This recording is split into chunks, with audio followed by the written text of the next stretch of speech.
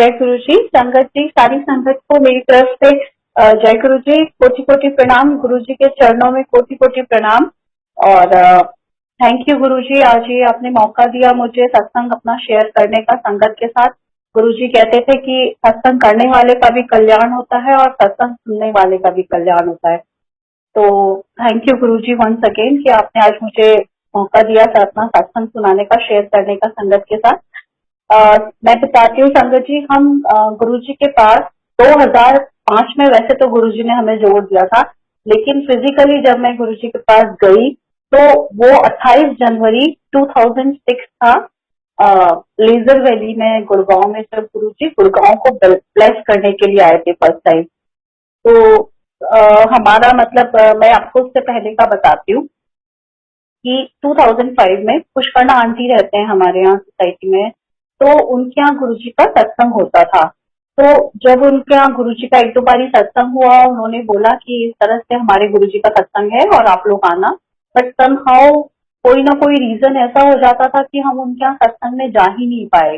जब भी उन्होंने इन्वाइट किया कोई रीजन हो जाता था, बच्चे बहुत छोटे थे और मतलब छोटा वाला बेटा बहुत बीमार रहता था, तो हम नहीं जा पाए किसी कारण से। और गुरु जी कहते भी थे कि आपका आने का टाइम मैं डिसाइड करता हूँ कि आप मेरे पास कब आओगे, कब मुझसे जुड़ोगे, वो गुरु जी को पता होता है। तो मेरा जो गुरु जी के पास पहुंचने का टाइम था वो 28 जनवरी 2006 था, जनवरी, जब गुरु जी लेजर वैली में आए थे गुड़गांव को ब्लेस करने। और वो भी इतना अनप्लान वे में हुआ था कि मतलब सडन एकदम हमारा प्रोग्राम बना। मेरा जाने का कुछ भी नहीं था, बच्चे दोनों छोटे थे, अंकल ऑफिस गए हुए थे और आंटी का मुझे कॉल आता है 9:40 पे कि हम लोग निकल रहे हैं, अगर तुमने चलना है तो एक सीट है और तुम हमारे साथ चल सकते हो, आज गुरु जी का हमारे सत्संग है। तो मैंने बोला आंटी ठीक है, मेरे को आप 10 मिनट दीजिए, मैं आती हूँ। और वो इस तरह से मैं मतलब जल्दी जल्दी करके गुरु जी के पास दर्शन करने वहां लेजर वैली हम लोग चले गए।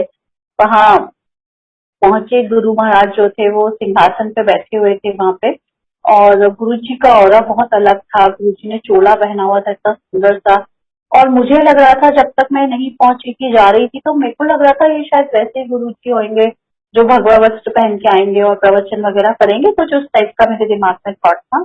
बट नहीं, जब वहां जाके देखा तो बिल्कुल डिफरेंट वो था।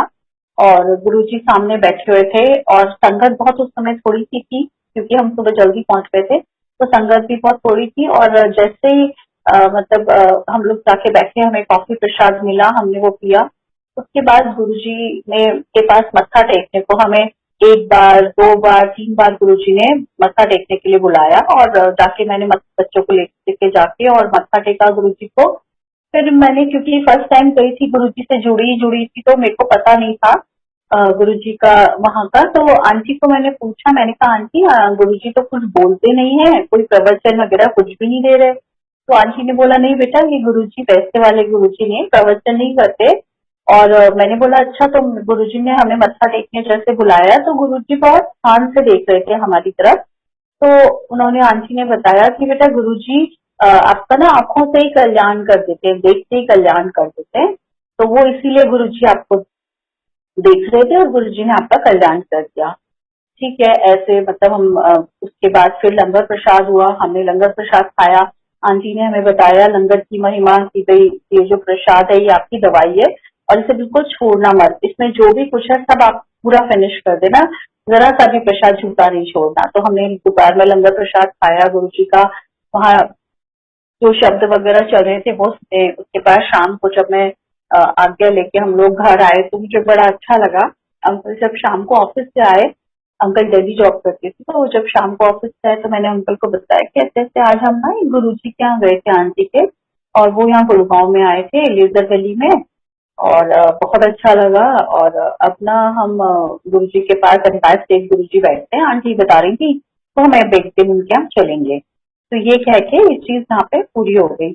उससे पहले का मैं आपको उसके बाद का सॉरी एक और इंसिडेंट बताती हूँ कि एम्पायर स्टेट जाने से पहले मतलब गुरुजी के पास आने से पहले का है सॉरी इंसिडेंट, दिसंबर की बात, नवंबर की बात है, दिवाली के बाद की बात। और मैंने जैसे बताया आंटी के यहाँ 2-3 बार सत्संग हुआ था, उन्होंने हमें कॉल किया बट हम नहीं जा पाए समहाउ।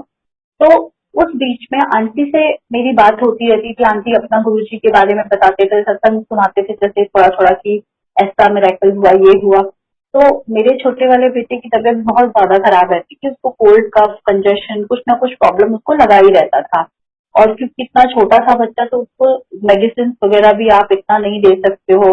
तो हम लेकिन उसको मजबूरी थी कि उसको एंटीबायोटिक हमें देने पड़ते थे अपने छोटे बच्चे को। तो हम लोग बहुत परेशान रहते थे कि कभी आज उसको पूरी पूरी रात लेके हम लोग शोल्डर पे, कभी आधी रात को अंकल लेके घूमते थे, फिर वो सोते थे तो मैं घूमती थी, इस तरह से हमारा वो चलता था। तो हम बहुत ही परेशान हो गए थे। तो आंटी के साथ ऐसे एक दिन बात हुई तो आंटी ने मुझे बोला कि उसकी बहुत ज्यादा तबीयत खराब थी और वो बहुत क्रैंकी हो रखा था, सो भी नहीं रहा था, कुछ खा भी नहीं रहा पा रहा था और बहुत ज्यादा तबीयत खराब थी। तो आंटी का कॉल आया मुझे इवनिंग में, मुझे बोलते हैं बेटा क्या हुआ है? मैंने बोला आंटी इसकी तबीयत बहुत ज्यादा खराब है और वो बहुत ज्यादा मतलब परेशान कर रहा है उसको। तो आंटी बोला अच्छा बेटा ऐसा है, मेरे गुरुजी जो हैं तुम उनका स्वरूप मैं तुम्हें देती हूँ, वो उसके पिलो के पास रख दो और रख के और गुरुजी का मंत्र जाप करना तो वो ठीक हो जाएगा। मतलब ये गुरुजी से जुड़ने की से पहले की बात है, 28 जनवरी से पहले की बात है। तो मैंने बोला ठीक है। तो हालांकि मुझे विश्वास तो नहीं था, लेकिन मैंने बोला उनका विश्वास देख के मुझे लगा कि जब आंटी कह रहे हैं इतने विश्वास के साथ कि हाँ गुरुजी का स्वरूप लेके जाओ और उनके पास रख लो, तो मैंने कहा ठीक है। तो आंटी ने मुझे गुरुजी का एक छोटा सा स्वरूप ला के दिया और मैंने वो उसको उसके पिलो के पास रख दिया बेटे के। और गुरुजी का जैसे आंटी ने बताया था मंत्र जाप करना, तो मैंने वो किया। एंड मुझे नहीं पता चला कि वो पिलो के पास स्वरूप रखा रहा। बेटा भी सो गया बहुत आराम से, जो इतना परेशान हो रखा था, इतना बीमार था। और अंकल भी, मैं भी, हम तीनों मतलब आराम से ऐसे सो गए। मुझे पता ही नहीं चला उस रात की वो रात कैसे आराम से निकल गई। बिल्कुल भी एक बार भी उठना नहीं पड़ा। और जब मॉर्निंग में मैं उठी तो मुझे देन आई रियलाइज कि ये तो मतलब मिरेकल ही हो गया मेरे लिए, तो मिरेकल से कम नहीं था। बिकॉज जो कंडीशन थी उस समय, हम उसको आधी आधी रात को लेके ऐसे घूमते थे, आधी रात को पहले अंकल फिर मैं। तो मेरे को मतलब बड़ा वो लगा। मैंने सुबह ही आंटी को फिर कॉल किया, बोला, मैंने कहा आंटी आज तो ये बड़े आराम से पूरी रात सोया है। तो आंटी बोले कि हाँ बेटा यही गुरुजी हैं हमारे, देखो। तो मुझे थोड़ा विश्वास बना, मुझे लगा हाँ कोई कोई पावर तो है, कोई शक्ति तो है जो मतलब उनका स्वरूप आते ही और इतना ही बड़ी चीज हो गई। फिर उसके बाद हम लोग अपने नेटिव प्लेस जा रहे थे, कानपुर से थोड़ा पहले है, वहां से हम लोग लौट रहे थे। तो वो जो स्वरूप उन आंटी ने मुझे दिया था वो मैं हमेशा मतलब अपने साथ ही रखती थी। तो पूजा में भी रखती थी और जब कहीं जाती थी तो अपने साथ ले जाती थी। तो जब हम वहां से दिवाली के बाद लौट रहे थे, दिवाली नेक्स्ट डे की बात है, तो हम टैक्सी करके गए थे और बच्चे थे और हम दोनों थे और ड्राइवर ड्राइव कर रहा था। उस रोड पे अलीगढ़ की तरफ जब आते हैं तो वहाँ बीच में एक वो थी, बहुत नैरो सी रोड है और वहां पे हमारी गाड़ी का इतना सीवियर एक्सीडेंट हुआ, हेड ऑन कोलिजन। सामने से ट्रक आ रहा है, साइड में बस है, पीछे भी बस है, मतलब वो उन तीनों से वो ऐसे टकराई है ना हमारी कार, और लुढ़कते लुढ़कते जाके नीचे ऐसी जगह जाके खड़ी हो गई, मतलब जहाँ वो उसमें पानी के पास खाई में, और यूं बिल्कुल सीधी खड़ी हो गई गाड़ी। क्या आप सोचिए, विंड स्क्रीन को पूरे को तोड़ के लोगों ने हमें बाहर निकाला है उसमें से। और ये शाम को 6:30-7 बजे की बात है। और जितने भी वो आसपास के जो गांव वाले थे, जो लोग थे, वो आए और आके बोलने लगे, कहते ये ना मतलब हम लोगों को जब बाहर निकाला उसके बाद कहते हैं आपको किसी को चोट तो नहीं आई? तो हमने कहा नहीं, बस हल्की फुल्की सी थोड़ी खरोच है, थोड़ा ज्यादा इंजरी, कोई मेजर इंजरी कोई भी नहीं है, बस हाँ ठीक है। तो कहते हैं कि ये तो अपने आप में एक बहुत बड़ा चमत्कार है कि आप सारे लोग सेफ हो, आपको छोटी मोटी चोटें आई है, उसके अलावा कुछ नहीं हुआ है। और कहते हैं यहाँ के तो रोज दो चार इस जगह पे, इस जगह ही ऐसी है कि यहाँ रोज दो चार जाते ही हैं, बचता कोई नहीं है। आप पहले हो जो पूरी फैमिली सही सलामत हो, इवन आपका ड्राइवर भी बिल्कुल सही है। और उन्होंने मतलब हमें ये चीज बताई। और मुझे बाद में ये चीज क्लिक हुई कि मेरे पास वो गुरुजी का स्वरूप मेरे पर्स में था। और आंटी ने भी बताया था कि गुरुजी का जो स्वरूप होता है वो गुरुजी साक्षात खुद होते हैं। गुरुजी का स्वरूप जब होता है तो वो उनकी फोटो, खाली फोटो नहीं मत समझो उसको, वो साक्षात गुरुजी होते हैं। तो मुझे मतलब ये चीज रियलाइज हुई, मैंने कहा हाँ वो गुरुजी का स्वरूप मेरे पास था, इसीलिए हम सारे लोग बिल्कुल सेफली उस इतने बड़े एक्सीडेंट से, सीरियस एक्सीडेंट से, जिसमें मैंने मतलब आप एक तरह से कह सकते हो कि मौत को अपनी आंखों से आमने सामने देखना, वो सिचुएशन थी हमारी। उसके बाद हम लोग वहां से निकल गए, दीदी चाची, मेरी सिस्टर इन लॉ रहते हैं अलीगढ़ में, वो लोग हमें लेके गए वहां से आके।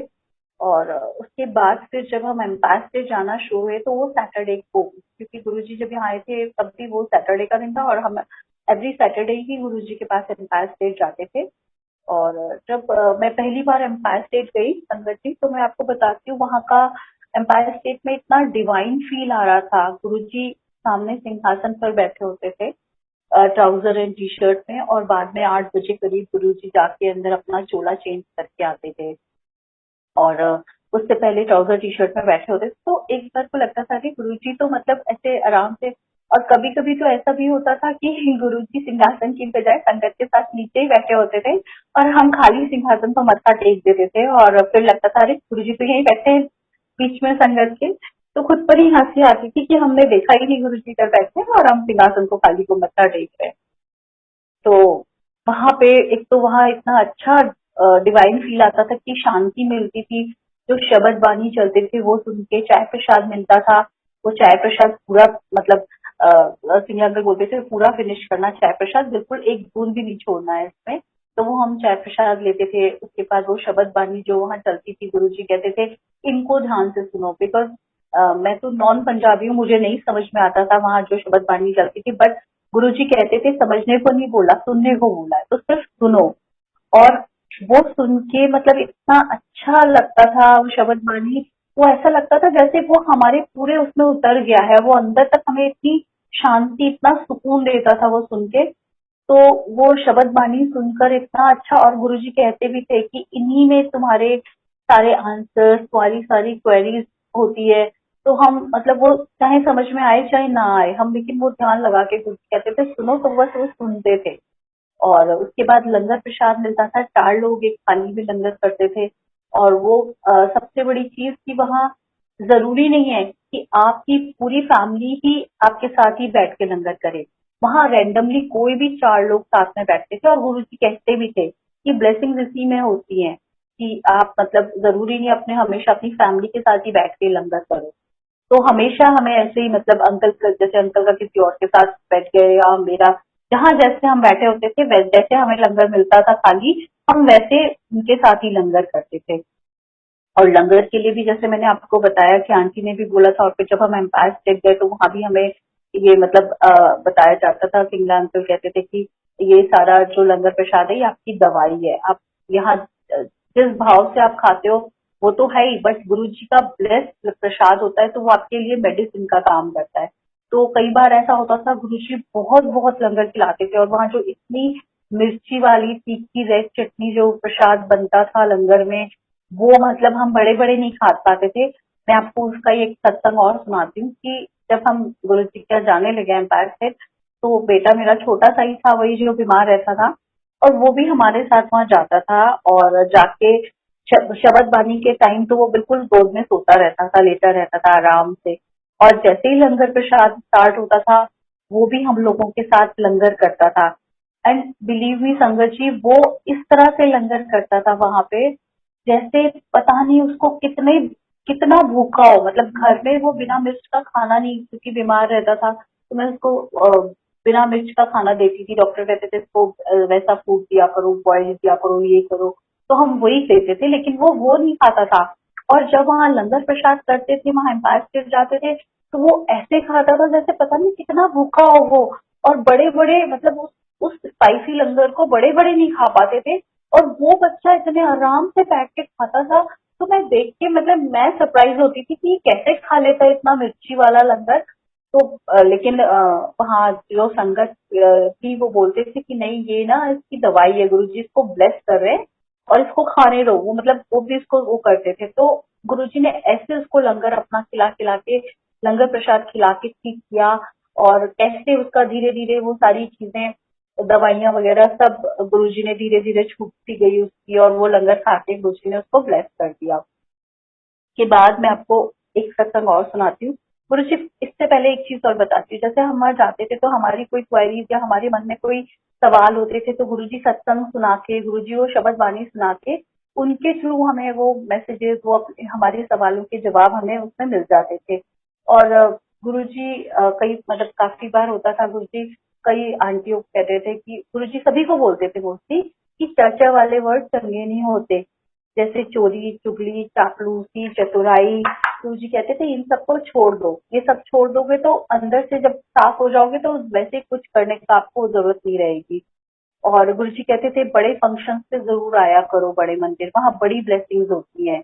गुरु जी एक बार क्या हुआ था, बड़ा फंक्शन था न्यू ईयर का इसमें बड़े मंदिर में, और गुरुजी ने, एक आंटी थी वो आई नहीं थी शायद उस फंक्शन पे वहां पे, और जब वो एम्पायर स्टेट आई नेक्स्ट डे तो गुरुजी ने उनको बोला कि कल तू आई नहीं थी वहाँ, तो वो बोली नहीं गुरुजी कुछ काम हो गया था मैं नहीं आ पाई। तो गुरुजी कहते हैं कि नहीं, बड़े फंक्शन पे जरूर आया करो, बड़े मंदिर बड़ी ब्लेसिंग्स होती हैं। और गुरुजी कैसे, गुरुजी ने मतलब मैं ये देखती थी कि कैसे गुरुजी ने इतनी हजारों की संगत में गुरुजी ने कैसे उनको मतलब आंटी को वो पता चल गया गुरुजी को कि आंटी कल बड़े फंक्शन में मंदिर नहीं आई। तो खैर गुरुजी तो सभी कुछ जानते थे, जब आप एम्पायर स्टेट में पहली बार जब एंटर होते हो, आप जाते हो, तो गुरुजी तो कहते ही थे कि वो पूरा गुरुजी आपका सब कुछ कंप्यूटर जैसे स्कैन करता है, ऐसे गुरुजी को सब कुछ आपका अगला पिछले 7 जन्मों का, क्या पिछले कई जन्मों का गुरुजी को आप पता होता था आपका, और गुरुजी वो स्कैन कर लेते थे जब आप गुरुजी के पास पहुंचते थे। और ऐसे ही गुरुजी कहते भी थे कि जब तुम मेरे पास आते हो, जब तुम घर से निकलते हो मंदिर के लिए, तो गुरुजी को तब से पता होता है कि तुम गुरुजी के पास आ रहे हो। तो गुरुजी कहते थे कि घर से सीधे मंदिर जाया करो और मंदिर से सीधे घर आया करो। हमें जितनी भी जो भी चीजें मैं बोलूं आपको संगत जी, अपनी लाइफ में जो कुछ हमें सिखाया है सब कुछ मैंने गुरुजी के पास रह के ही सीखा है, गुरुजी ने ही हमें सिखाया है। और मैं गुरुजी को थैंक्स, कितना थैंक्स करूं उस हर पल के लिए, हर चीज के लिए जो गुरुजी ने हमें बख्शी है, इतना थैंक्स करूं उतना कम है। इसके बाद मैं आपको एक सत्संग और सुनाती हूँ। जब हम जैसे बैच से जाने लगे तो थोड़े टाइम बाद ही ये हो गया था कि छोटे बच्चों को लेके अब मतलब नहीं आना है, फैमिली का एक बंदा भी आता है तो गुरुजी कहते थे ब्लेसिंग हो जाती है। तो मैं उस दिन बस बेटे को वैसे छोड़ के जाते थे, हमारी सोसाइटी में काफी सारी संगत के लोग रहते थे, 5-6 फैमिलीज थी।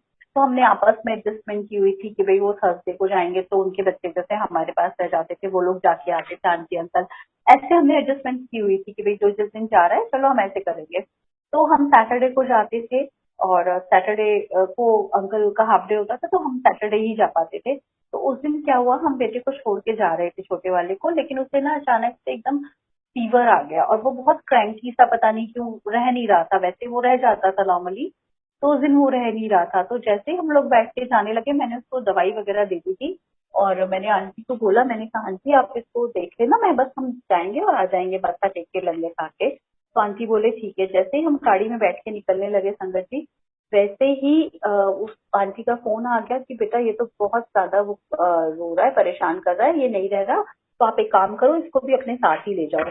तो हमने कहा ठीक है आंटी। वो आंटी हमें देने आ गए और हम उसको लेके अब चले तो गए। अब लेकिन मन में ये था थोड़ा सा, मैंने कहा गुरुजी के यहाँ तो बच्चों को मना किया है, अब लेकिन क्या करूँ किस कंडीशन में। और मन में ये भी प्रे कर रही थी कि गुरुजी आप तो जानते हो मैं उसको कैसे लेके आ रही हूँ, किस हालत में लेके आ रही हूँ। तो गुरुजी को सॉरी भी बोल रही थी मन में। जब वहां पहुंचे एम्पायर स्टेट, अंकल बोले कोई बात नहीं, अगर नहीं होगा तो हम इसे लेके वहां बाहर बैठ जाएंगे, जहाँ सामने एम्पायर स्टेट में शू स्टैंड था, सामने होता था, तो बोले वहां बैठ जाएंगे। तो हम लेके चले गए। पर गुरुजी तो कहते हैं ना सब कुछ जान ही जाने, उनको सब कुछ, सबका सब कुछ पता होता है।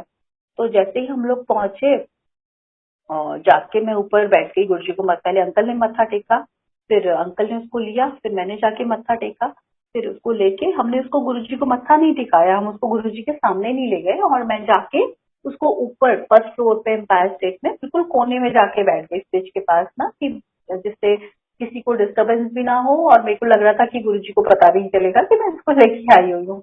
बट वही वाली बात है ना कि हमें लगता है कि लेकिन जो ब्रह्मांड के पालक हैं, जो शिव हैं, वो उनसे तो कुछ छुपा हुआ नहीं है, उनको तो सब कुछ सबका पता होता है। तो मैं जाके बैठ गई चुपचाप आंख बंद करके, और वो भी सोता रहा बहुत आराम से, बोलते हैं, उसने बिल्कुल परेशान नहीं किया। सिंगला अंकल एक ट्रे में चाय प्रसाद लेके आए सबको देने के लिए संगत को। तो जब सिंगला अंकल चाय प्रसाद लेके आए तो मुझे लगा कि सिंगला अंकल बोलेंगे कि बच्चों को मना किया है, फिर आप इसको क्यों ले आए, तो डांटेंगे शायद। तो ये सोच के मैंने एकदम आंख बंद कर ली और मैं मन में गुरु जी को प्रे करने लगी कि मतलब गुरु जी अब आप देख लेना जैसे भी है। तो अंकल ने जैसे ही लाके चाय प्रसाद दिया मुझे, बोले आंटी चाय प्रसाद ले लो। तो मैंने डरते डरते चाय प्रसाद तो उठा लिया, मुझे लगा अभी डांट पड़ेगी, अंकल बोलेंगे कि बच्चों को लाना मना है और आप क्यों ले आए हो। तो अंकल चाय प्रसाद देख के वापस मुड़ के जाने लगे। तो मैंने सोचा मन में, मैंने कहा वो बच गई, चलो। मैंने कहा थैंक यू गुरु जी, डांट नहीं पड़ी। देखा तो अंकल वापस मेरी तरफ ही आ रहे थे और आके मुझे बोलते हैं, कहते हैं आंटी चाय प्रसाद आराम से पी लो, वहां एक साइड में एक सेटी रखी होती थी ऊपर। तो मुझे बोले कि आंटी इसको यहाँ लेटा दो बेटे को और आप आराम से चाय प्रसाद पी लो। तो मैंने कहा बच गई, मन में सोचा, मैंने कहा गुरु जी थैंक यू।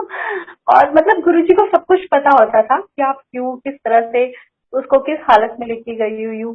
फिर हम नीचे, लंगर का टाइम हुआ, लंगर प्रसाद का, मैं और अंकल हम नीचे गए लंगर करने और हम बिल्कुल पिलर के पीछे कोने में छुप के बैठ गए इसको लेके कि भाई मतलब गुरु जी की नजर में नहीं आएंगे हम, कि हम इसको लेके आए हुए हैं। और हम जैसे ही जाके बैठे, हमने लंगर प्रसाद किया, उस बच्चे ने भी लंगर प्रसाद किया और बहुत अच्छे से लंगर प्रसाद उसने खाया। मैंने कहा ना वो मिर्ची वाला लंगर, गुरुजी ने उसको ऐसी ब्लेसिंग्स दी कि वो उसको वहां मिर्ची नहीं लगती थी उस लंगर प्रसाद में। तो लंगर प्रसाद उसने भी लिया हमारे साथ और फिर लेने के बाद अगेन हमने वही चीज रिपीट की। पहले अंकल ने जाके गुरुजी को मत्था टेका, फिर अंकल बाहर आए, उन्होंने बेटे को लिया, फिर मैंने जाके मत्था टेका और बाहर आए। और आके जैसे ही हम लोग पार्किंग में पहुंचे, अपनी गाड़ी में बैठे, तो संगत जी देखिए गुरुजी की कृपा कि हम तो ये सोच के गए थे कि हमने गुरुजी से छुपा लिया, गुरुजी को पता नहीं चला कि हम उसे लेके आए। बट जैसे ही हम लोग गाड़ी में बैठने लगे, गाड़ी के अंदर गुरुजी की इतनी फ्रेग्रेंस मैं आपको बता नहीं सकती। और वो फ्रेग्रेंस कहाँ से आ रही थी, मेरे बेटे के फोरहेड से, जिसे हमने तब तक नोटिस नहीं किया था। और इतनी फ्रेग्रेंस जैसे 1000 रोजेस किसी ने गाड़ी के अंदर रखे हो, इतनी फ्रेग्रेंस। अब हमें समझ में नहीं आए, हम तो पूरे रास्ते, मैं और अंकल, वो बस फ्रेग्रेंस लेने में इतने ज्यादा वो रहे कि हमें मतलब होश ही नहीं था कुछ भी। और जैसे ही हम घर आके पहुंचे हैं, हमने आके आंटी को कॉल किया, उनको ही हमने कहा आंटी जल्दी से आओ नीचे, आपको कुछ बताना है। तो वो आंटी डर गए, आंटी को लगा पता नहीं मतलब बच्चों को अलाउ नहीं था और ये लोग चले गए थे, तो कुछ बात तो नहीं हो गई कि ये लोग मतलब इस तरह से। तो बेचारी भागी भागी आई रात को नीचे और आके हमारे घर आई, बोलती है क्या हुआ। हमने कहा देखो आपको इसके फोरहेड से फ्रेग्रेंस आ रही है। तो उन आंटी ने भी सेम चीज वही फील की, कहती हाँ इसके फोरहेड से तो बहुत फ्रेग्रेंस आ रही है गुरुजी की। कहते हमने बोला हाँ आंटी, हमने तो उसको मत्था भी नहीं टिकाया, हमने तो उसको गुरुजी के सामने भी नहीं लेके गए। और कैसे गुरुजी ने उस बच्चे को ब्लेस कर दिया उस दिन। मतलब संगत जी कहने का मतलब ये है कि गुरुजी आपका हर चीज जानते हैं, भाव जानते हैं, बस मतलब उन्हें सब कुछ पता है, हमें तो उन्हें कुछ बताने की जरूरत ही नहीं है गुरुजी को। तो ऐसे गुरुजी ने उस दिन उस बच्चे को, मेरे को ब्लेस किया। और हम लोग मतलब इतने खुश थे ना, इतना अच्छा लग रहा था गुरुजी। और कभी कभी ऐसा लगता है कि गुरुजी तो हर चीज में, हर जगह, कण कण में तो है ही। बट ऐसा लगता है कोई बात मन में, कोई थॉट आता है, आप सोचते हो और वो वैसे ही पूरी हो जाती है, तो लगता है अरे गुरुजी ने सुन भी ली, हमने तो बोला भी नहीं, मन में वो बात आई और गुरुजी ने सुन के पूरी कर दी। और कभी कभी ऐसा होता है कि कोई चीज अगर आपके लिए ठीक नहीं है और वो गुरुजी आपको मांगने पर भी नहीं दे रहे, और कई बार हमें ऐसे थॉट आता है, लगता है गुरुजी आप देख भी रहे हो हमारे साथ क्या हो रहा है, या मतलब गुरुजी आपको पता भी है। तो मुझे लगता है कि गुरुजी अगर अच्छा होता है तो बिना मांगे ही हमें दे देते हैं, और अच्छा एक चीज नहीं होती, वो हमारे लिए ठीक नहीं होती, तो गुरुजी वो चीज हमारी चाह कर भी पूरी नहीं करते, क्योंकि उनको पता है हम तो दीवार के पार भी नहीं देख सकते और गुरुजी को तो आगे तक का पता होता है हमारा। इसके बाद मैं आपको एक सत्संग सुनाती हूँ। मेरे मम्मी पापा जो हैं उनका हेल्थ का, पापा को प्रोस्टेट का कैंसर हुआ था। और उसके बाद उनको यहाँ पे उनका जो ऑपरेशन था यहीं पे हुई थी, उनकी सर्जरी वगैरह सारा कुछ दिल्ली में ही। तो पापा यहीं मेरे पास ही आके रहे थे और तब भी गुरुजी ने उनको कितना ब्लेस किया, अपना लंगर प्रसाद खिला के, और कैसे ठीक किया। मतलब ये भी महाराज की कृपा है, बिना उनकी कृपा के हम ये सब कर ही नहीं सकते थे। फिर उसके बाद मम्मी का भी मेरी मेरे दोनों ब्रदर्स को मतलब पूरी फैमिली को गुरुजी ने ब्लेस किया। और गुरुजी कहते भी थे कि फैमिली से अगर एक भी बंदा आता है तो पूरी फैमिली ब्लेस होती है। और संगत जी, मेरी मम्मा जब गुरुजी फिजिकल फॉर्म में थे तब मेरी मम्मा ने गुरुजी के एम्पायर स्टेट में दर्शन किए हुए हैं। और पहली बार जब वो आई थी मेरी मम्मा, तभी गुरुजी ने उनको, पहली बार जब दर्शन करने आए थे मत्था टेकने गुरुजी को, तभी गुरुजी ने, उन दिनों गुरुजी का स्वरूप जो है वो आपको एकदम से नहीं मिलता था, ना स्वरूप मिलते थे ना लॉकेट मिलते थे इतना, मतलब वो भी गुरुजी की मर्जी होती थी तभी किसी को मिलता था, और नहीं तो ऐसे बहुत जल्दी जल्दी ये सब चीजें बहुत ज्यादा नहीं मिलती थी। तो जब पहली बार मम्मा मेरे साथ एम्पायर स्टेट गुरुजी के यहाँ दर्शन करने गए, मम्मी ही आए थे, पापा नहीं आए थे, तो गुरुजी ने उनको स्वरूप दिया था अपना, और वो स्वरूप मम्मी हमेशा अपने साथ अपने पर्स में रखते थे। वो पहली बार में जो गुरुजी ने स्वरूप उनको दिया था। और मेरे पापा, क्योंकि वो इतना ज्यादा उसमें विश्वास नहीं करते थे, वो मंदिर भी जाते थे तो हमारे साथ तो बाहर, मतलब जैसे और मंदिरों में जाते थे तो वो बाहर ही खड़े रहते थे पार्किंग में कि नहीं नहीं तुम ही दर्शन कराओ, मेरे को नहीं जाना।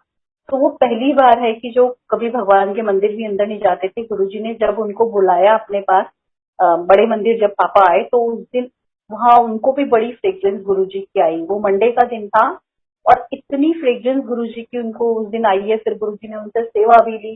तो कहने का मतलब ये है कि गुरुजी जानते हैं कब किसका टाइम है। और मम्मी, क्योंकि मम्मी पहले गुरुजी के पास आए थे, उन्होंने फिजिकल फॉर्म में गुरुजी के दर्शन किए, उनको अपना स्वरूप दिया गुरुजी ने, और तभी पूरी फैमिली को गुरुजी ने ब्लेस कर दिया। और जब मम्मी की नी की सर्जरी हुई थी और मैं वहां गई थी मम्मी के पास, तब भी पापा की तबीयत अचानक से खराब हुई, उनको हार्ट अटैक आया और हमें पता भी नहीं चला। और उस समय मेरे पास कोई और दूसरा ऑप्शन भी नहीं था, क्योंकि मैं घर में अकेली थी, मम्मी की नी सर्जरी हुई थी, वो चल नहीं सकते थे। और मुझे समझ में नहीं आ रहा था कि अभी ऐसे टाइम पे मैं क्या करूं, कोई और घर में था नहीं उस समय। और पापा को एकदम अनइजीनेस फील हुई और पापा को लगा कि मतलब मेरे को ठीक नहीं लग रहा है, बहुत पसीने पसीने हो गए। मुझे समझ में नहीं आया, मैंने गुरुजी का जो मंदिर में जल प्रसाद में डेली रखती थी, वो गुरुजी का जल प्रसाद मैंने मंत्र जाप करते हुए पापा को पिलाया। और मैंने गुरुजी को ये अरदास किया कि गुरुजी आप ही देखो, आप ही संभालो। और महाराज की इतनी कृपा थी कि महाराज ने उस समय को टाल दिया। वो चीज जो थी वो टल गई और पापा को थोड़ा सा, मतलब थोड़ी देर में थोड़ा आराम आया। उसके बाद हम उन्हें चेकअप के लिए लेके गए और फिर डॉक्टर ने हमें ये चीज क्लियर की कि इनको तो माइनर अटैक आया था। और ठीक है, गुरुजी की मतलब बहुत बहुत कृपा, बहुत ब्लेसिंग पूरी फैमिली के ऊपर। और उसके बाद हमने वहां पे गुरुजी का शुक्राने का सत्संग भी किया थैंक्स के लिए। और मेरी पूरी फैमिली वहां थी, सबने मतलब गुरुजी का प्रसाद सबको और भी संगत को मिला।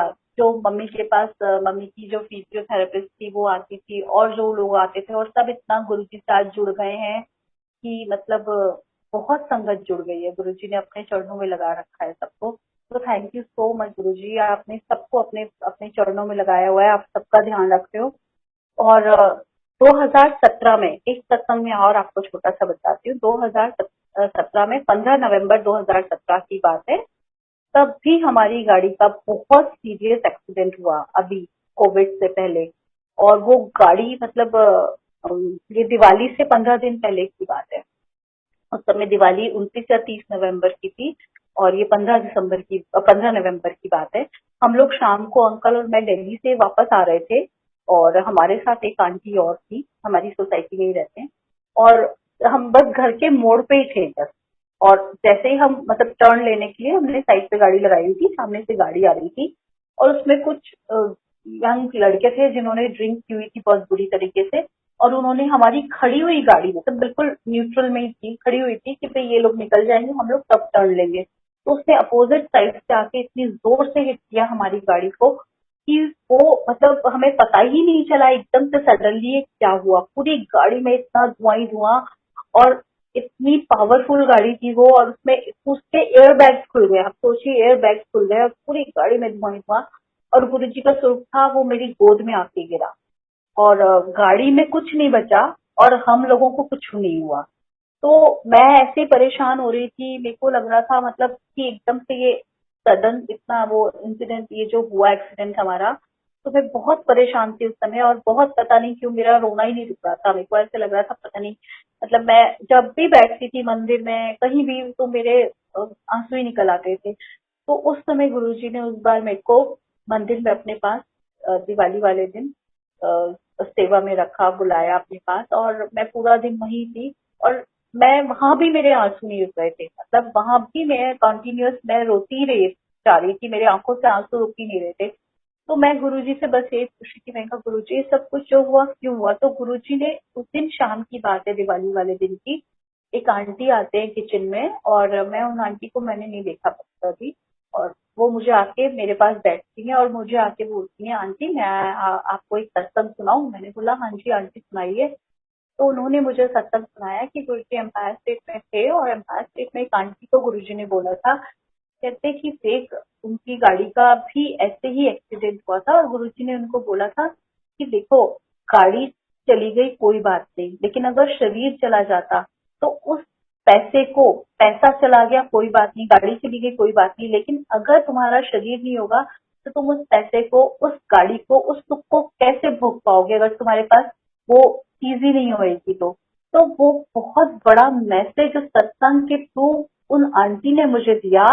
एंड बिलीव मी संगत जी, उस दिन उस सत्संग के बाद वो जो मैसेज गुरुजी ने मुझे दिया, उसके बाद मेरे को लगा कि हाँ, हम बेकार में ही परेशान हो रहे हैं, हम बेकार में इतनी छोटी सी चीज के लिए इतना वो हो रही थी। और गुरुजी ने तो सच में ये दिखाया कि अगर लाइफ है तो सब कुछ है, शरीर है तो सब कुछ है, अगर वही नहीं रहेगा तो आप भोगोगे किसे?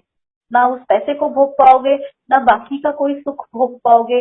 तो गुरुजी कहते भी थे कि मैं सबसे पहले लाइफ ब्लेस करता हूँ, उसके बाद फैमिली को ब्लेस करता हूँ, उसके बाद बाकी सारी मेटेरियलिस्टिक चीजें आपको फाइनेंशियली सब कुछ देता हूँ, लेकिन प्रायोरिटी गुरुजी डिसाइड करते हैं कि कब आपको क्या देना है। गुरुजी ने ऐसे ही, जब हम गुरुजी से नए नए जुड़े थे संगत जी, एक छोटा सा और सत्संग मैं आपको ऐसे शेयर करती हूँ, मतलब थोड़ा फनी सा ही है, क्योंकि तब गुरुजी से नए जुड़े थे तो हमें इतना, मुझे इतना पता भी नहीं था गुरुजी के बारे में। और तब मेरी एनिवर्सरी आई थी, तो मैंने गुरुजी को मतलब मन में ऐसे ही सोचा, मैंने कहा गुरुजी आज मेरी एनिवर्सरी, मैंने सुबह सुबह गुरुजी को भोग लगाया हलवा प्रसाद बना के, और फिर उस दिन मैंने गुरुजी को पाव भाजी सब कुछ बनाया, मतलब बड़े मन से। और मैंने कहा गुरुजी आज ना आप मतलब मेरी एनिवर्सरी है और आपको आके भोग लगाना है, मुझे नहीं पता आपको आना है, लेकिन कैसे आना है? आपने किसी ऐसी संगत को, क्योंकि जो हमारी सोसाइटी में संगत की फैमिलीज रहती हैं उनको तो मालूम है, तो मैंने गुरुजी को ऐसे कंडीशन रख दी कि गुरुजी आप मतलब ऐसी संगत को भेजना जिसे मैं ना जानती हूँ, जिससे मैंने कभी देखा भी ना हो, तो मैं मानूंगी कि आपको मतलब आप सब कुछ जानते हो और आप ही भोग लगाने आए। तो मैं तो कह के भूल गई संजय जी, वही वाली बात है ना, हम गुरु जी से बहुत बार ऐसी चीजें मांग लेते हैं और हमें तो याद ही नहीं रहता, बस कह के छोड़ देते हैं और भूल जाते हैं। तो सुबह से शाम हो गई, सब लोग मतलब आके प्रसाद खाया, सत्संग किया, सब चले गए। उसके बाद शाम को एक अंकल आंटी आते, 7 बजे का टाइम था। अंकल ने बोला कि हम आज एम्पायर स्टेट चलेंगे तो तुम रेडी रहना। अंकल दिल्ली से आते थे तो थोड़ा लेट हो जाते थे। तो 7 बजे करीब बेल बजी, मुझे लगा कि शायद अंकल आए हैं, एम्पायर स्टेट जाना है, तो चलो मतलब अंकल आ गए टाइम पे। बट मैंने जैसे ही डोर ओपन किया, सामने कोई संगत खड़े थे गुरु जी के, वो मुझे जय गुरु जी करके बोलते। मैंने बोला जय गुरु जी, और जय गुरु जी करके मैंने डोर खोल दिया, वो अंदर आके बैठे। आके सत्संग शुरू हो गया, सत्संग के बाद मैंने उनको साथ साथ प्रसाद खिलाया, और मैं मतलब प्रसाद खा के, और फिर जैसे ही अंकल आए, वो 8 बजे करीब, तो मैंने अंकल बोले कि मैंने अंकल को बताया कि ये भी गुरु जी के जाते हैं, ये भी संगत है, ऐसे ऐसे करके मिले। फिर वो अंकल आंटी चले गए, और मुझे बाद में रियलाइज हुआ, मैंने कहा अरे ये अंकल आंटी कौन थे, मैं तो इनको नहीं जानती थी, और वो किसी और क्या आए थे, और वो मेरे उस पे आ गए। और मैंने गुरु जी को सुबह क्या मांगा था वो भी मैं भूल गई थी। बाद में मुझे रियलाइज हुआ कि देखो मैंने ही कहा था गुरु जी को कि गुरु जी ऐसी संगत को भेजना जिसे मैं ना जानती हूँ, जिसको मैंने कभी देखा भी ना हो, हमारी सोसाइटी में से ना हो। तो वो संगत आए, उन्होंने सत्संग किया मेरे घर, वो प्रसाद खाया, और उसके बाद वो गए। फिर जब हम अंकल आए 8 बजे, और हम एम्पायर स्टेट के लिए सब 8 निकले, तो रास्ते में ट्रैफिक भी बहुत था उस समय। पहुंचे तो मैंने अंकल को बोला, मैंने कहा आज तो लेट हो जाएंगे और आज तो हमें चाय प्रसाद भी नहीं मिलेगा। और मैं रास्ते भर यही सोचती हुई जा रही थी, मैं कह रही थी आज तो चाय प्रसाद भी नहीं मिलेगा हमें, हम लेट हो जाएंगे, 9 बजे पहुंचेंगे। 9 बजे वहां लंगर स्टार्ट हो जाता था ओम नमः शिवाय के साथ। तो मैं ऐसे कि यही कहती हुई जा रही थी कि गुरुजी आपको पता है ना आज कि आज मेरी एनिवर्सरी है, और मैंने कहा लेकिन गुरुजी आज तो चाय प्रसाद भी नहीं पी पाऊंगी मैं आपके पास बैठ के, ऐसे करते हुए बातें करते हुए मन में। और बस हम पहुंचे 9:05 पे संगत जी, हम एम्पायर स्टेट पहुंचे हैं। और जैसे ही हम पहुंचे हैं वहां पे ओम नमः शिवाय वाला शब्द चल रहा था, और संगत को लंगर जो है, लंगर की थालियां दी जा रही थी। और जब हमने एंटर किया, सिंगला अंकल एक ट्रे में एक ग्लास चाय प्रसाद का लेके साइड पे खड़े हुए थे, एज इफ कि वो हमारा ही वेट कर रहे हो, कि मतलब हाँ किसी का वेट कर रहे हो। तो हमने जाके, मैंने और अंकल ने मत्था टेका गुरु जी को। मत्था टेकने के बाद हम जैसे ही बैठने लगे, तो सिंगला अंकल ने हमें बोला कि इधर बैठो और ये चाय प्रसाद का ग्लास है, दोनों आधा आधा शेयर करके पियो आज। तो मतलब मेरे को इतना खुशी हुई, मेरे को इतना अच्छा लगा। मैंने कहा गुरुजी आपको पता था कि हम लोग आ रहे, तो आपने हमारे लिए चाय प्रसाद भी, जो मेरे मन में चल रहा था कि हमें चाय प्रसाद नहीं पी पाएंगे आज गुरुजी के पास बैठ के, और वो गुरुजी ने चाय प्रसाद भी पिलाया, दोनों को बोला शेयरिंग में पियो। तो गुरुजी को सब कुछ पता होता है। गुरुजी कहते भी थे कि जब तुम घर से निकलते हो मुझे तब से पता होता है कि तुम मेरे पास आ रहे हो। तो गुरुजी कहते थे कि तुम्हारे आने, घर से मंदिर आने और मंदिर से घर जाने तक की पूरी जिम्मेदारी मैं लेता हूँ, मेरे ऊपर होती है। तो गुरुजी आपको मतलब पूरा घर तक सेफली पहुंचाते हैं। इसीलिए गुरुजी कहते थे कि रास्ते में तुम अपनी ब्लेसिंग्स कहीं और मत छोड़ो, सीधे मंदिर से घर आओ और घर से मंदिर जाया करो। इसके बाद एक सत्संग और सुनाती हूँ गुरु जी का। हमारी सोसाइटी में जैसे काफी सारी संगत रहती थी, तो मधु आंटी थी, मोनू आंटी थी, संध्या आंटी थी, हम सारे लोग मिलके ना शाम को वॉक करते करते गुरु जी का सत्संग करते थे, और फिर एक जगह बैठ के कभी कभी चाय प्रसाद पीते थे। तो एक दिन हमने ऐसे ही, शाम का टाइम था, वॉक करते हुए सत्संग करते हुए मधु आंटी ने बोला कि चलो चाय प्रसाद पीते हैं, घर चल के चाय प्रसाद बनाते हैं गुरु जी का, और वहां बैठ के करेंगे सत्संग। तो हम लोग ऊपर आए और जैसे ही किचन में गए, तो मैंने बोला मैं चाय प्रसाद बनाती हूँ। मैं और मधु आंटी दोनों चाय प्रसाद बनाने किचन में जाने लगे। जैसे ही हम दोनों किचन में उनके एंटर हुए, इतनी जोर से हम दोनों ने चीख मारी एक साथ। तो बाकी जो दो आंटियां बाहर बैठी थी वो डर गई, उनको लगा पता नहीं किचन में क्या हो गया कि इतनी जोर से चिल्ला रही हैं दोनों। और वो दोनों दौड़ के अंदर आई देखने के लिए कि क्या हुआ ऐसा। तो वो कहती क्या हो गया, हमने कहा कुछ नहीं, गुरुजी की कितनी जोर से फ्रेग्रेंस आ रही है यहाँ पे। और सच में संगत जी, इतनी स्ट्रॉन्ग फ्रेग्रेंस गुरुजी की किचन में, इतनी स्ट्रॉन्ग फ्रेग्रेंस कि हमने वो मतलब सत्संग करते करते चाय प्रसाद, तब वो टाइम ही ऐसा था संगत जी। एक तो हम एवरी सैटरडे जैसे, या वीक में जो भी दिन, गुरुजी ने वैसे किसी दिन ऐसे मना नहीं किया होता हमें कि सिर्फ एक ही दिन आना है, हम चले जाते थे कभी भी। बट सैटरडे का तो एक फिक्स रहता था, एक खिंचाव रहता था कि नहीं हमने जाना ही जाना है गुरु जी के पास। और वहां जाके हम मतलब गुरु जी से ब्लेसिंग्स लेके पूरा वीक, बैटरी कहते हैं ना चार्ज हो जाती है, आपको एनर्जी मिल जाती है, तो उस तरह से रहता था। और फिर उसके बाद वो जो टाइम, ऐसा इतना अच्छा टाइम था कि हम लोग सत्संग करते हुए हंसते गाते वो टाइम ऐसा कट जाता था ना, पता ही नहीं चलता था। और जब भी होता था गुरुजी का सत्संग, मिलके कहीं भी बैठ जाना, सत्संग करना, साथ में लंगर बनाना, सबने साथ में लंगर करना, और बहुत अच्छा टाइम था, बहुत अच्छा लगता था गुरुजी के। और जब भी गुरुजी की मतलब सत्संग हम लोग करते या हम लोग कुछ ऐसा करते, तो इतनी स्ट्रॉन्ग फ्रेग्रेंस गुरुजी दे के हमें बता देते थे कि देखो मैं यही हूँ तुम्हारे आसपास, और मैं तुम्हें ब्लेसिंग्स भी दे रहा हूँ। मतलब गुरुजी बहुत खुश होते थे। तो ऐसे ही एक होली का सत्संग और मैं आपको सुनाती हूँ। होता क्या था, हमारी सोसाइटी में फंक्शन सारे होते थे, बट ये होता था कि हम लोग मतलब यहाँ पे तो यहीं कर देते थे सोसाइटी का कि भाई यहाँ पे फंक्शन होएगा, लेकिन हम जाते गुरुजी के मंदिर से, हम पहुंच वहां जाते थे, गुरुजी हमें वहीं पे मतलब अपने पास बुला लेते थे। तो होली के दिन की बात है, 2006 की बात है, ये मार्च की होली की। और हम लोग मंदिर, बड़े मंदिर गए हुए थे उस दिन। जो बाहर जो शिव मूर्ति है बड़े मंदिर में, जहाँ शेषनाग जी हैं, वो शिव मूर्ति, वहां उस दिन इतना केसर का अमृत प्रसाद निकला था, गुरुजी ने इतना दिखाया उस दिन अमृत वर्षा। और हम लोगों ने, सब ने, जितने लोग थे उस दिन मंदिर में, बहुत अच्छे डिवाइन दर्शन गुरुजी ने मतलब अपने करवाए उस दिन। और इतना केसर प्रसाद उनकी उससे निकला था, और हमने वो नैपकिन में अपने पास वो संभाल के भी रखा, उसमें इतनी फ्रेग्रेंस आती है, इतनी फ्रेग्रेंस। तो उस दिन सारी संगत, जितने भी लोग थे, हम अंदर मंदिर में सिर्फ फूलों की होली खेली गई थी, रंगों की और पानी की नहीं। गुरुजी ने मना कर दिया था कि सिर्फ फूलों से खेलना है। तो हम लोग पूरा दिन सुबह से वहीं थे, और दिन भर होली खेली, डिवाइन दर्शन किए वहां गुरु जी के। उसके बाद शाम के समय 4 साढ़े 4 का टाइम होगा, तो हम लोगों को लगा कि भाई हमने ना गुरुजी को एक भजन, क्योंकि मैंने आपको बताया कि हम लोग जब भी घूमते थे, वॉक करते थे सोसाइटी में, तो हम लोग गुरुजी का सत्संग की, गुरुजी की बातें, वही सब चलता रहता था। तो वो ना हम लोग एक बहुत दिनों से एक भजन गुरुजी का तैयार कर रहे थे। एक दिन शिव भोले भंडारी बनकर ब्रिज किनारी गोकुल में आ गए। तो हम रोज उसकी प्रैक्टिस करते थे शाम को कि हम गुरुजी को ये भजन सुनाएंगे। मधु आंटी, मोनू आंटी, संध्या आंटी, मैं और पुष्करणा आंटी भी थे उस दिन, होली वाले दिन। तो हम लोग ना अब यही सोच रहे थे कि हमने तो गुरुजी के लिए जो भजन तैयार किया है, अब हम उस भजन को कैसे सुनाएं। तो सिंगला अंकल को के पास कॉल आता है गुरुजी का।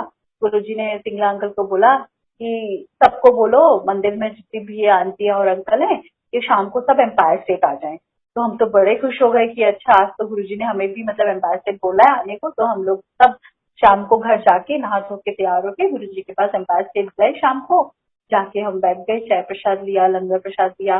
फिर हम वेट कर रहे थे कि कब गुरुजी हमसे वो भजन सुनेंगे। और 10 बजे करीब का टाइम होगा, 9:30 के बाद का टाइम होगा। और उसके बाद जब थोड़ी संगत मतलब चली गई थी लंगर करके, थोड़े लोग ही रह गए थे, तो गुरुजी हम लोग नीचे गुरु आए, गुरुजी वहां बैठे हुए थे सिंहासन पे। और सिंगला अंकल ने बोला गुरुजी को कि गुरुजी, ये आंटी आप लोग आपको भजन सुनाना चाहती हैं, इन्होंने भजन आपके लिए गाना है। तो गुरुजी को पता ही था कि मतलब क्या सुनाना है और क्या गाना है। तो हम सारे लाइन से ऐसे खड़े हो गए और हम बिल्कुल रेडी कि मतलब अब गुरुजी को भजन सुनाएंगे। और जैसे ही हमने मतलब गुरुजी को भजन सुनाना शुरू किया, गुरुजी हंस रहे थे, मुस्कुरा रहे थे, और बहुत हंस रहे थे गुरुजी। और फिर गुरुजी ने वो भजन सुना हमसे। और 2 लाइन हमने सुनाई, क्योंकि हमें आता ही उतना था। वो 2-3 लाइन से ऊपर हमें और आता नहीं था। तो गुरुजी को पता ही था कि इसके आगे तो इन्होंने आता नहीं गाना, इतना ही आता है, यही इतना ही सुनाएंगे। गुरुजी ने कहा चलो हो गया, ऐश करो। तो अब वो एक आंटी के मन में आया, मधु आंटी के, कि गुरुजी आपने बोला कि ऐश करो, किस आंटी को बोला ऐश करो।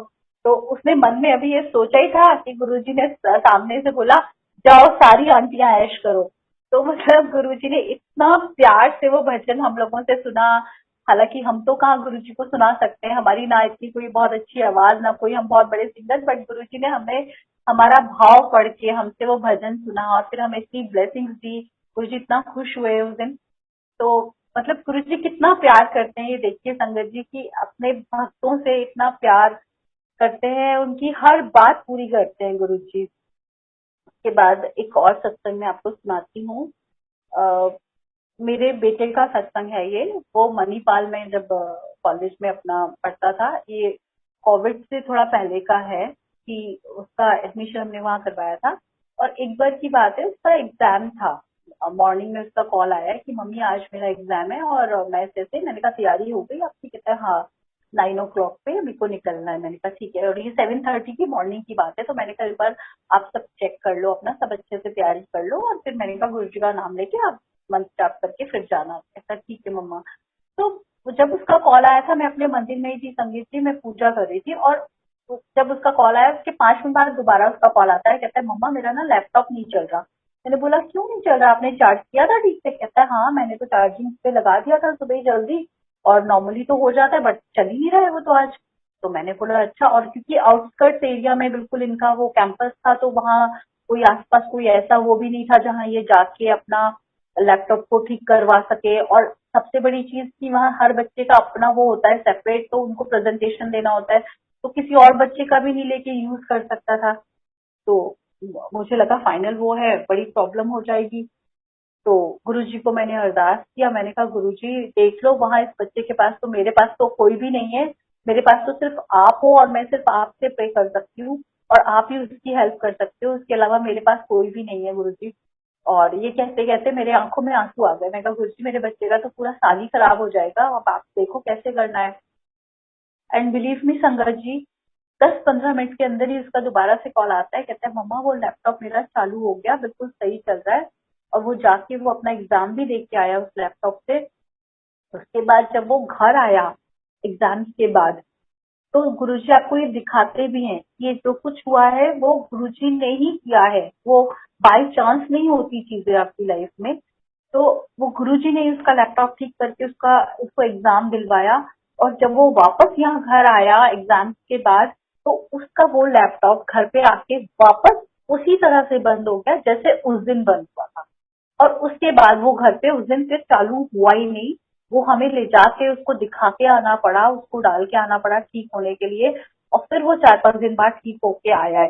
तो कहने का मतलब ये है कि गुरुजी ने कैसे वहां संभाला उसको, कैसे वो अरदास सुन के मेरी उस बच्चे की पूरा मतलब मेहनत नहीं तो खराब चली जाती। और गुरुजी हर जगह हर किसी का हर पल ध्यान रखते हैं। गुरुजी अपनी संगत से बहुत बहुत बहुत प्यार करते हैं, बहुत ध्यान रखते हैं अपनी संगत का। और जैसे कोविड आया तो कोविड का जो टफ टाइम था, उसके लिए मैं थैंक्स करती हूँ कि गुरुजी ने हम लोगों को इतना संभाल के अपने पास रखा कि मतलब कुछ भी वो इतने टफ टाइम में वो उसे छू के निकल गया।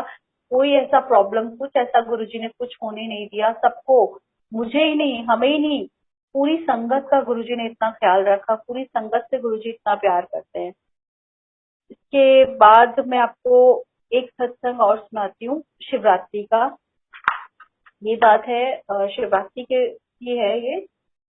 मेरी ना तबीयत बहुत ज्यादा खराब हो गई थी शिवरात्रि के टाइम। और उससे एक दिन पहले, सॉरी, उससे एक दिन पहले 2 दिन पहले मेरी तबीयत बहुत ज्यादा खराब हो गई थी।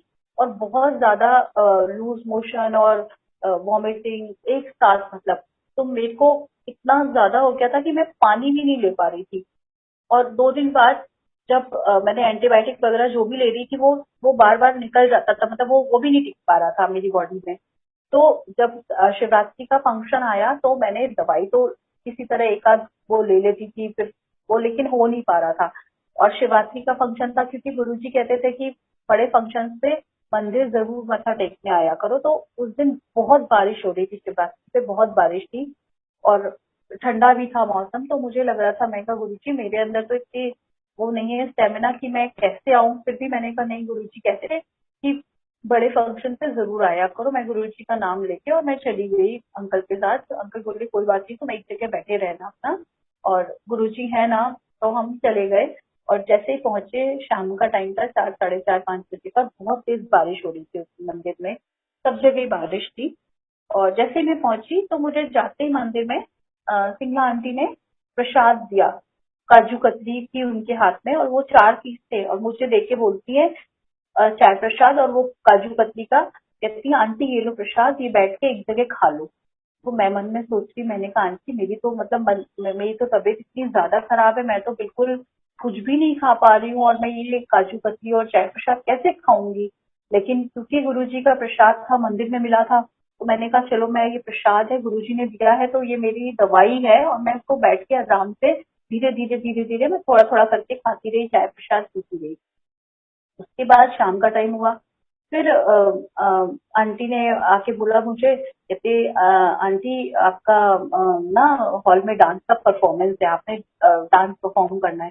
तो मुझे लग रहा था गुरुजी मेरे अंदर तो बिल्कुल हिम्मत ही नहीं है कि मैं मतलब वहां डांस करना, क्या मैं तो खड़े होने की भी मेरे अंदर हिम्मत नहीं हो रही थी। तो फिर जैसे आंटी ने बोला, सिंगला अंकल बोले कि चलो आंटी आपका परफॉर्मेंस है, अब आप वहां पे वो संगत जी आप मानेंगे, पहले एक उस पे मैंने डांस किया, फिर उन्होंने बोला एक और डांस करना है, फिर मैंने एक और बार डांस किया। तो ऐसे करके गुरुजी ने दोनों उस पे, जब मैं डांस करके वापस आई तो मुझे ऐसे लगा जैसे मेरे शरीर से गुरुजी ने कुछ निकाल दिया है। मतलब गुरुजी कहते भी थे ना कि वो आपका कल्याण कर देते हैं आपको डांस करा के।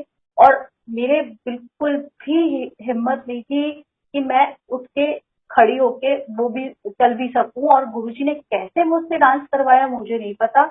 और डांस के बाद जब मैं वापस आई हूँ उधर गेस्ट रूम में जाके बैठी हूँ, तो मुझे अपना इतना ज्यादा शरीर ऐसा एकदम हल्का लग रहा था, मुझे लग रहा था जैसे मेरे शरीर से कुछ निकल गया हो। तो वो गुरुजी ने उस दिन जो डांस करा के मुझे ब्लेसिंग दी, और उसके बाद मैंने बहुत आराम से बैठ के वहां लंगर प्रसाद खाया है। और लंगर प्रसाद खा के मतलब वो गुरुजी ने मेरी दवाई मुझे ब्लेस किया उस दिन, जो भी गुरुजी ने ब्लेसिंग दी उससे मैं बिल्कुल ठीक कर दिया मुझे गुरुजी ने। और अगर मैं शायद वहां नहीं प्रसाद खाती, वहां मंदिर नहीं जाती, तो शायद मैं हॉस्पिटलाइज्ड होती, इतनी ज्यादा मेरी तबीयत खराब थी। तो thank you so much Guruji, आप बहुत बहुत शुक्राना कि आपने मेरे को इतनी सारी ब्लेसिंग दी, इतना सब कुछ बख्शा आज लाइफ में। मैं, मेरे अंकल, मेरे बच्चे, जो कुछ भी हमारे हमें जो न्यू लाइफ की, वो भी महाराज की कृपा है। जो कुछ भी है महाराज का दिया हुआ है। और मैं गुरुजी को बस यही अरदास करती हूँ कि गुरुजी सबके ऊपर अपनी कृपा ऐसे ही बना के रखिएगा। गुरुजी कहते भी थे, अच्छा गुरुजी ने मुझे, जब ये कोविड का टाइम स्टार्ट हुआ, ठीक उसी समय पे गुरुजी ने मुझे शिव पुराण पढ़ने के लिए, मतलब मुझे गुरुजी का मैसेज मिला कि मुझे शिव पुराण, और मैं तब से गुरुजी ने मुझे शिव पुराण पढ़वाया। और वो महाराज की कृपा थी। और जब मैं शिव पुराण पढ़ती थी तो उसमें, शिव पुराण में बीच में एक जगह आया भी था कि लिखा भी है कि भगवान शिव कहते हैं कि मैं धरती पर आऊंगा गुरु का रूप धारण करके, अपने भक्तों के लिए, उनका उद्धार करने के लिए। तो वो शिव पुराण गुरुजी भी कहते थे कि शिव पुराण पढ़ा करो। तो गुरुजी ने मुझे तब स्टार्ट करवाई वो शिव पुराण, कोविड के टाइम पे। और वो महाराज ने जो ब्लेसिंग दी, thank you so much Guruji. आप सबके ऊपर अपनी कृपा इसी तरह से बनाकर रखिएगा। Thank you uncle. जय गुरु जी। अगर मुझसे संगत जी कोई भी त्रुटि हुई हो सत्संग करने में, तो मैं आप लोगों से क्षमा प्रार्थी हूँ। और शुक्राना गुरु जी का, थैंक यू। और आप सबका थैंक यू जो आप लोगों ने ये मौका दिया, ये प्लेटफॉर्म बनाया जिसपे सब लोग मतलब अपना सत्संग, अपने एक्सपीरियंस से शेयर करके गुरु जी की ब्लेसिंग सबको, इतने लोगों को मिल रही है। Thank you so much. शुक्राना गुरु।